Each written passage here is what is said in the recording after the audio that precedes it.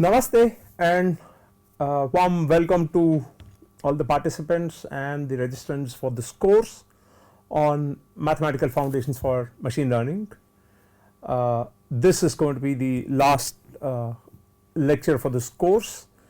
In the last 12 weeks we have actually seen a lot of things. I thought I would just give a complete summary of what we did over the last 12 weeks. I've also been seeing some of the comments and the forum questions that have been put regarding the topics and other things. So first of all, when we let's say introduced this course, we said that look, this is one course where we really want to give the foundation or insights to the three most important pillars of mathematics on which machine learning stands. We said that linear algebra is one, probability and statistics is one, multivariate calculus is and optimization the other one. So we began this journey into the mathematical foundations with linear algebra first. We started looking at the idea of vector spaces, and we looked at the idea of fields, how fields form the foundational structure for constructing vector spaces, and we said that the elements of vector spaces are basically vectors. We kind of moved away from the definition of vectors having magnitude and direction because we found that in case of vector spaces we took examples wherein which set of polynomials which obey those laws of vector spaces could actually be a vector space. We said set of matrices with certain properties could be vector spaces, and therefore the elements of each of these vector spaces, be it polynomial space or be it the space of matrices, each element is going to be called a vector, in which case it would have been actually difficult for us to define the idea of direction and magnitude. We looked at the idea of vector spaces, and we said that look, vector spaces is it has infinitely many vectors, so it would not be ideally possible for us to look at what is happening to the vectors inside the vector space if you apply linear transformation. So we said that we will actually look at the idea of vector subspaces, where we looked at subcollection of vector spaces which themselves were vector spaces. We call them as vector subspaces, and we again looked at examples, and we looked at the geometry of these vector spaces. We said that any line passing through the origin, any plane passing through the origin, the entire Rn and the set containing only the origin, these were examples of vector spaces and vector subspaces that we took. And we also figured out that if you do set theoretic operations on these vector spaces, if you look at these set theoretic operations like intersection, complement, union and all those things, we found that except the case of intersection of vector spaces, which is always a vector space, the complement of a set can never be a vector space, and the union will be a vector space if we said that one vector space is the subspace of the other or the subset of the other. We looked at that way, and then we looked at the idea of basis for a vector space, which basis vectors were basically the generators for the vector space. You looked at the linearly independent set of vectors which could potentially give generate all the vectors in the vector space. So we said that the linear combinations or the basis is going to be the set of all possible linear combinations. We call that as the span, and in case of linearly independent set, this span would actually be, we said that it's going to be a vector space, and we said that the number of vectors that get into the basis, the cardinality of any given basis, is going to be the dimension for the vector space. And then we looked at I basically wanted to say that look, I want to apply certain transformation. I want to rotate, I want to see what happens if I try to rotate every vector in the vector space, or probably I want to look at what happens if I try to reflect all the vectors in the vector space. I really wanted to find out what is the action of linear transformation on the vectors in a vector space. but that was kind of a Herculean task because you have infinitely many vectors in the vector space. And so what we said is like, look, don't worry, it's not a big problem at all. What you do is you find out what is the transformation doing to the basis vectors.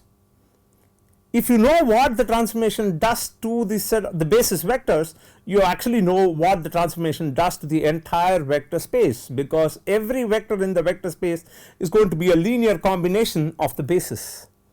And we also saw that every linear transformation must preserve the 0 vector, and we had certain properties there, again the closure under addition and scaling, which we, if you look at linear system theory, you would call this as the superposition and the principle of homogeneity.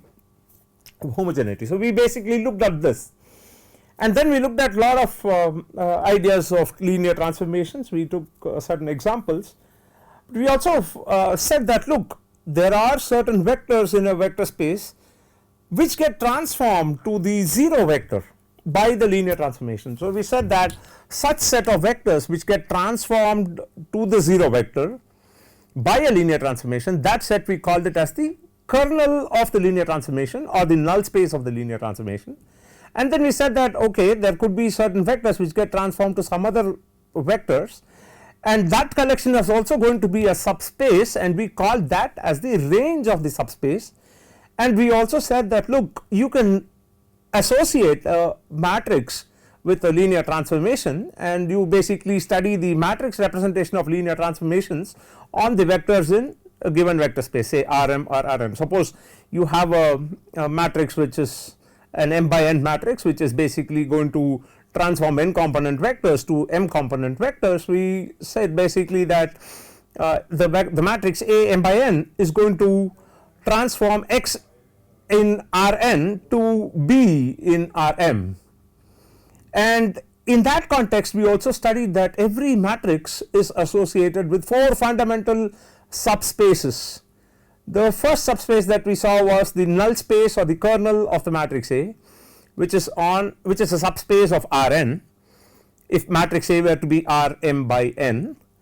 And we saw that analogously we will also have the null space of A transpose or the kernel of A transpose, which is basically the subspace of Rm, the set of vectors which are going to get transformed to the 0 vector by the matrix A transpose. So that we call that as the null space of A transpose.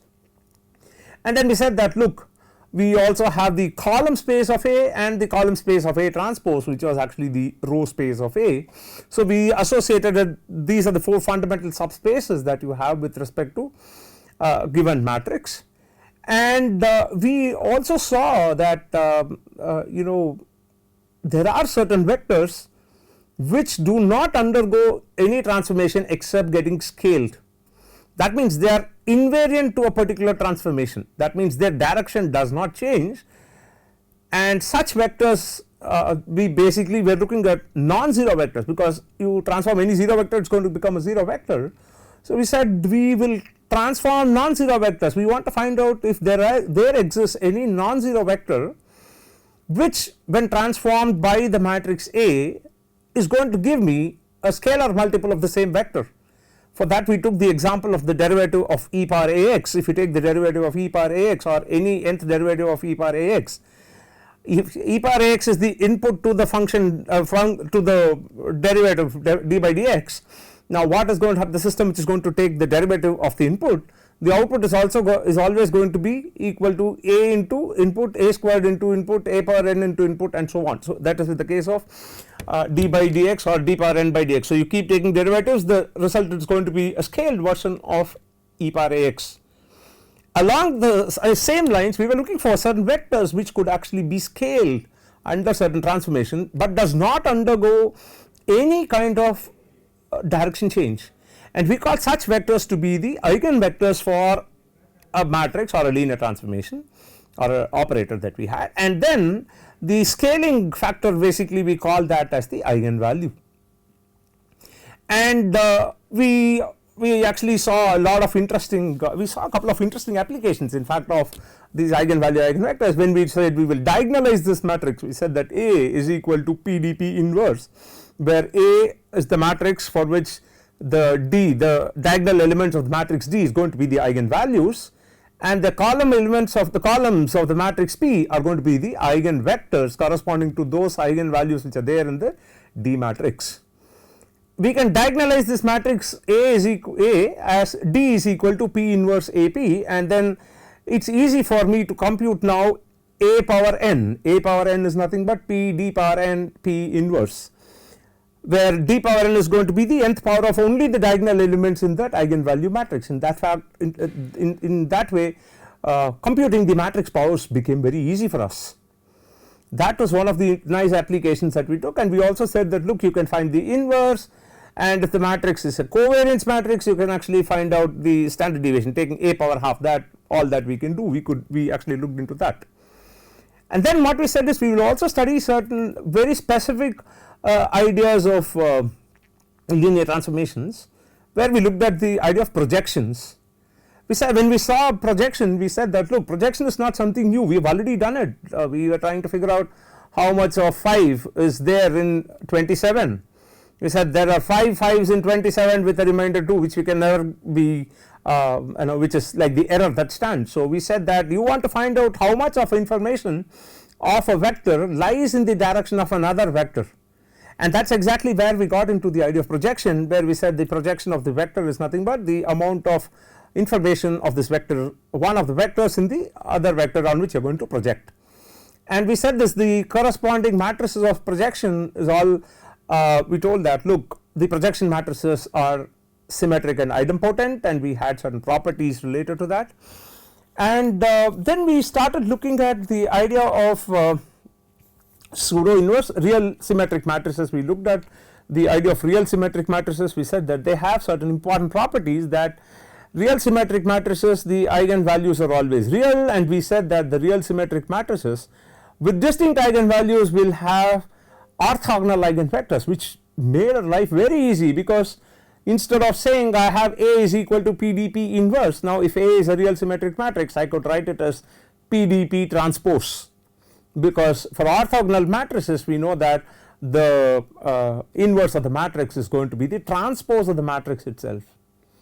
We looked at those ideas and we said that okay, if you have a linearly independent set of vectors, you could actually do Gram-Schmidt orthonormalization process to get orthogonal vectors or orthonormal vectors from the set of linearly independent vectors. In fact, when you do Gram-Schmidt orthonormalization, if you get a 0 vector somewhere, then that means the set of vectors is going to be linearly dependent. So that is a test that we have for a set of linearly independent or dependent vectors. So we did Gram-Schmidt orthonormalization and all that, and we also looked at orthogonal projections. We talked about orthogonality with the dot product of vectors being 0, and we did not stop with that. We said something very interesting out of it. What did we say? Look, I have studied the orthogonality and all. Now we went on, we took we walked the extra mile to figure out that look, the two subspaces the 4 fundamental subspaces associated with the matrix A, you have 2 of them on the n dimensional subspace,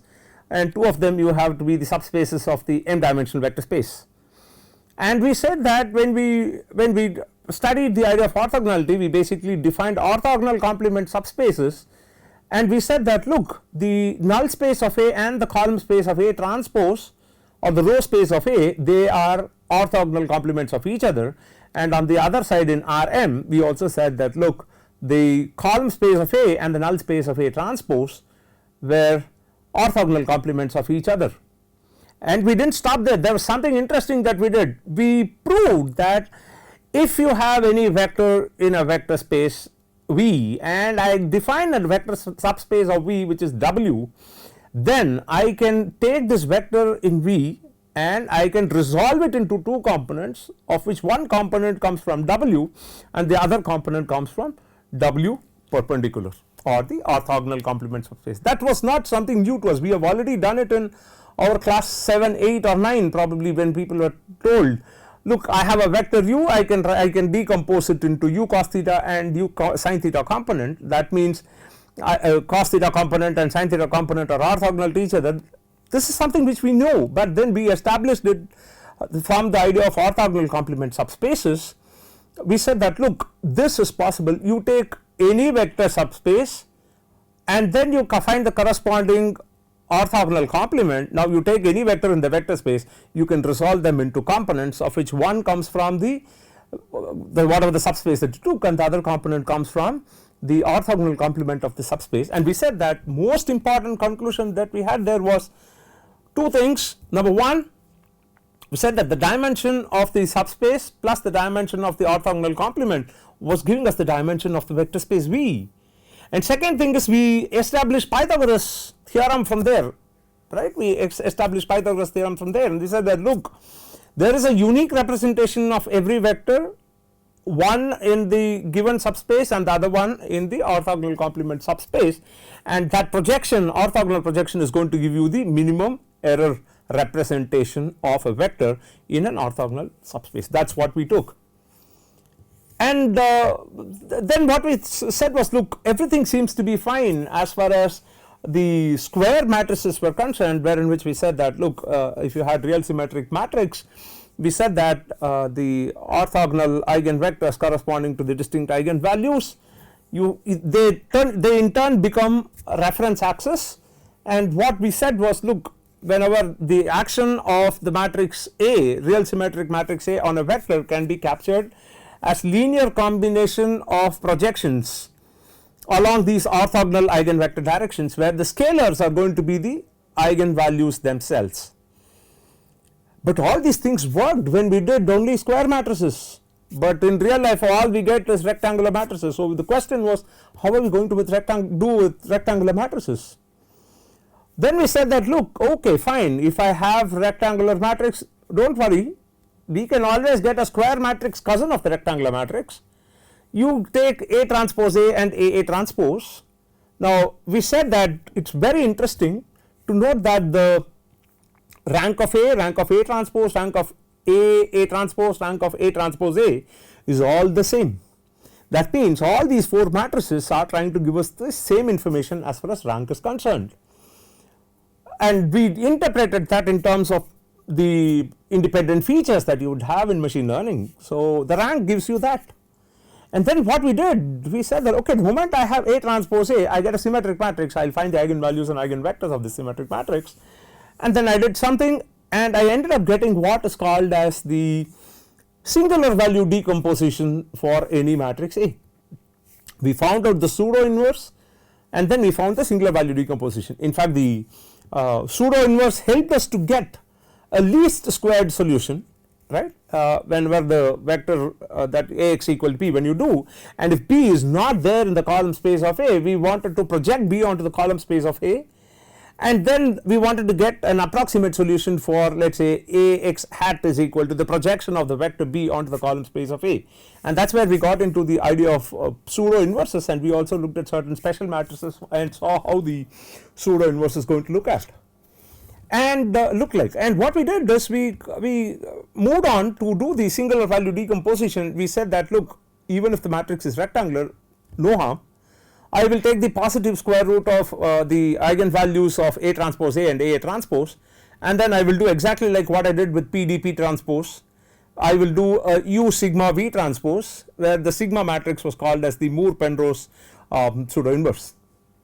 So we were able to get the pseudo inverse, we looked at certain properties, and the most important understanding that we had from the pseudo inverse, I mean the idea of SVD is, we said that SVD is also going to be a basis expansion for the vector space of matrices, wherein which the matrices are going to be obtained using the outer product of orthogonal vectors. In case of eigen decomposition for real symmetric matrices, we had the same thing. There, if when you say lambda 1 U transpose plus lambda 2 V transpose and so on, what we are trying to say is we are also going to get the basis expansion for the real symmetric matrix A in terms of orthogonal eigenvectors, say UV, corresponding to the distinct eigenvalues lambda 1, lambda 2 and so on. We did the same thing with singular value decomposition. We also said that singular value decomposition is also a basis expansion. It is going to give you a rank R matrix in terms of as linear combinations of R rank 1 matrices, which are obtained by the outer product operation. Now we must also know that if you do inner product or the dot product, you end up getting scalar, whereas if you do of two vectors, you get scalar. If you do outer product of two vectors, you end up getting a matrix.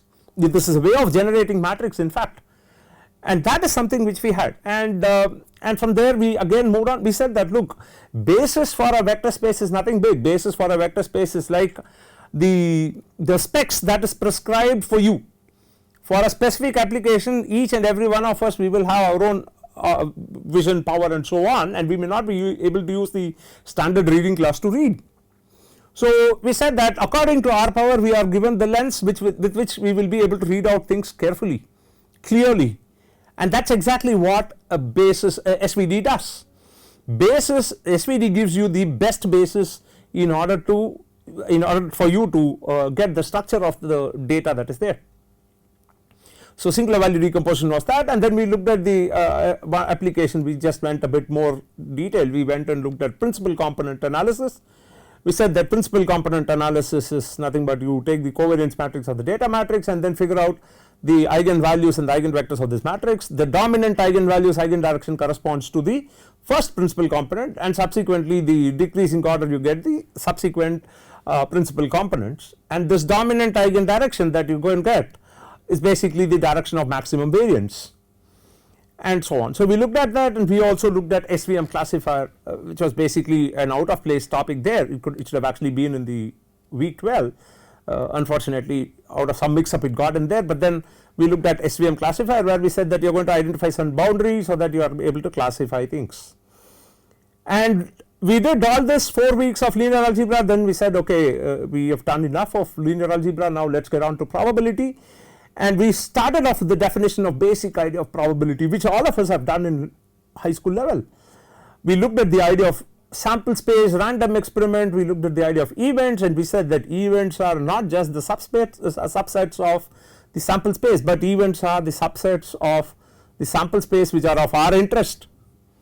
We emphasized on this fact, our interest, because in the fourth in the fourth lecture or the fifth lecture of the first week of probability, we brought in the idea of measure theoretic insights towards this event and thing. So we gave an idea of measure, and we said that the probability measure is going to be a unit measure, is going to have a unit measure, and we defined what is called as a probability space, which is a triplet which contains a sample space, then the sigma algebra, and that is basically the collection of subsets which are closed under union, then intersection complement, we had that, and then we said that there is going to be a function which is going to map the fellows which are there inside the sigma algebra to a real number value between 0 and 1, which we call as probability. And we were looking at interpreting probability ideas. When we said mutually exclusive events, we said that look, mutually exclusive events are two events wherein which if one occurs the other does not occur. Therefore the insight that we get about the second event is that it did not occur. That means we learned something about the second event based on the occurrence of the first event. That's interesting.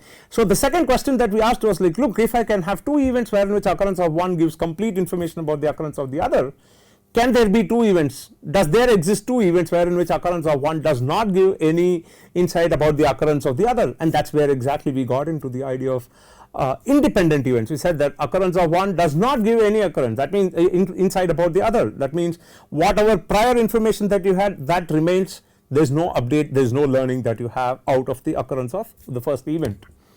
And then we looked at the conditional probability ideas, wherein which we said that okay, conditional probability is nothing but where I want to get a partial information about the occurrence of one event based on the occurrence of the other. So we got into P of A given B, and we defined this P of A given B as the update probability, or we call that as the posterior probability.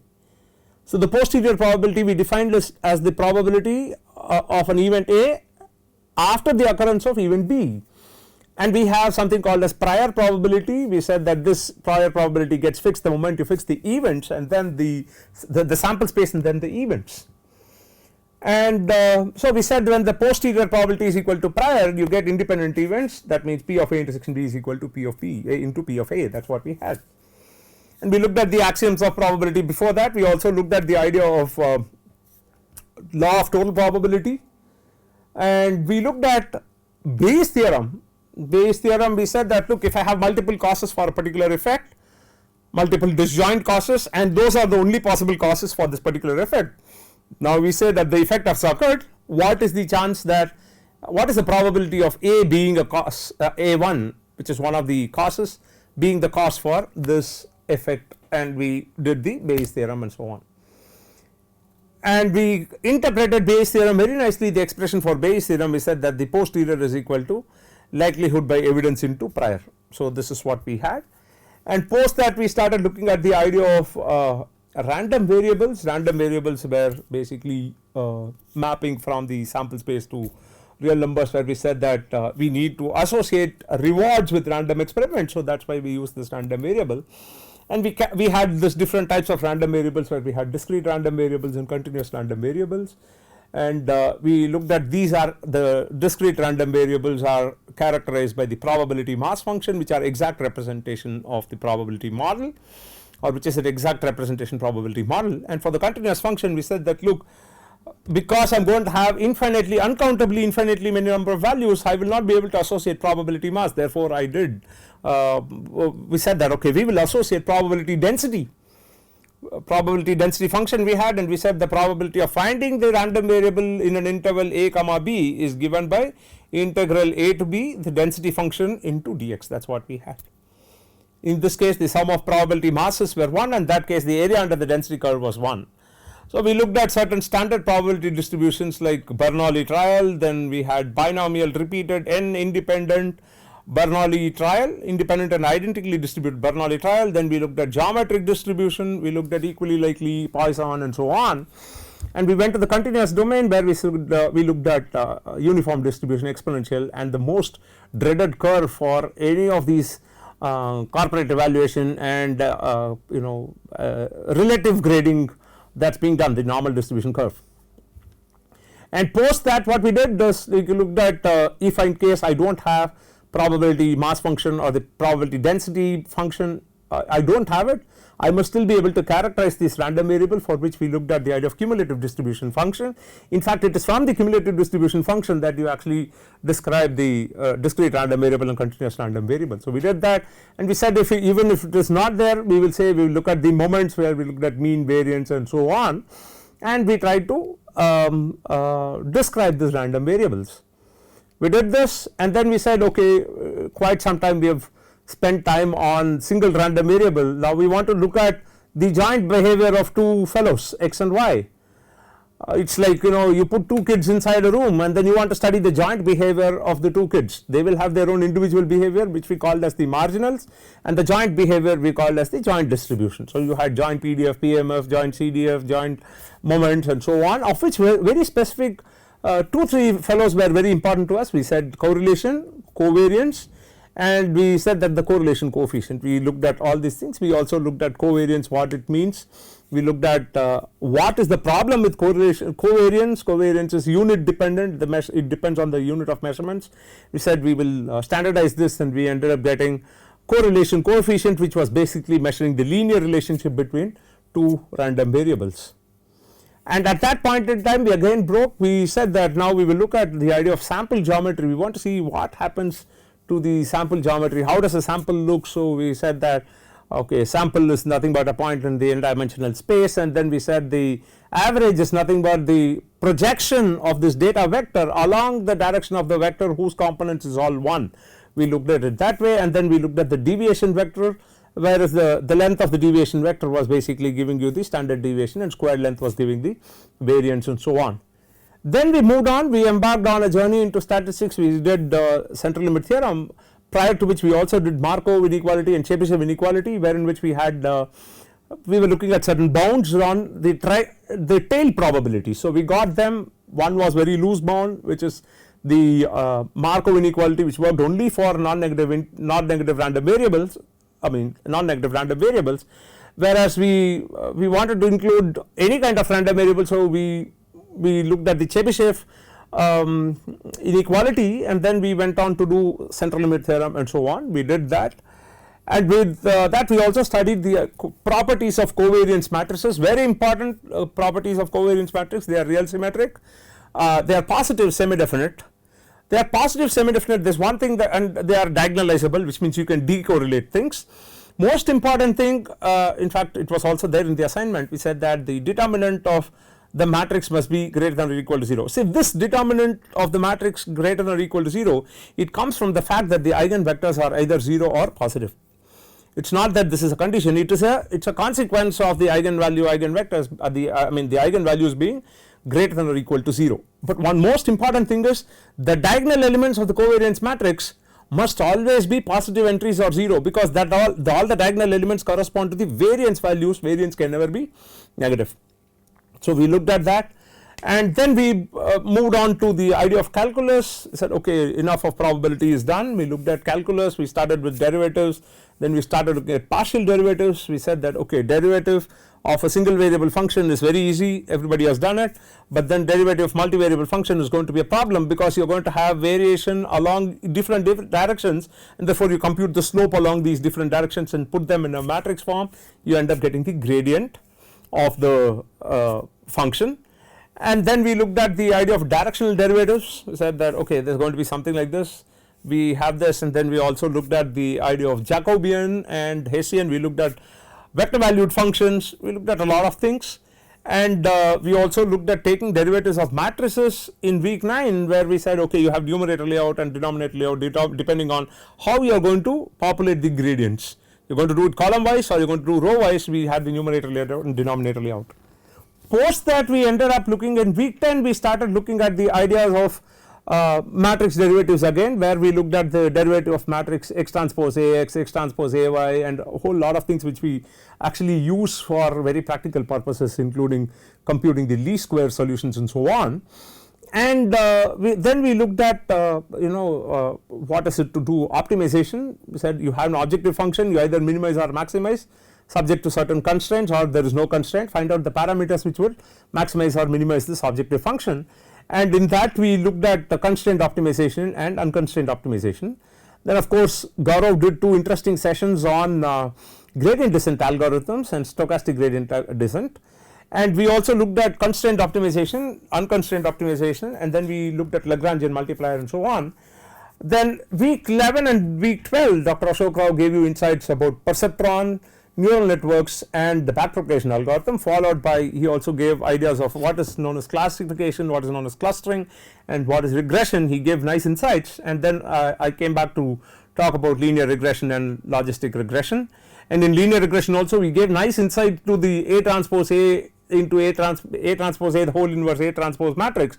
We looked at it from the statistical perspective and we gave some insights to it. So as a whole we did all these things, and we finally got this 12 weeks course done, and this basically is the summary of all the week's lectures that we had. And I thank all the participants, I thank all those people who had registered and who have been frequently watching our videos on the YouTube and then posting comments, finding out the silly mistakes that I would have done, and then posting it to me saying look, this could be this number, there is a small change, you haven't done the scaling. You have done a wonderful job, and I thank all of you for helping me out on this.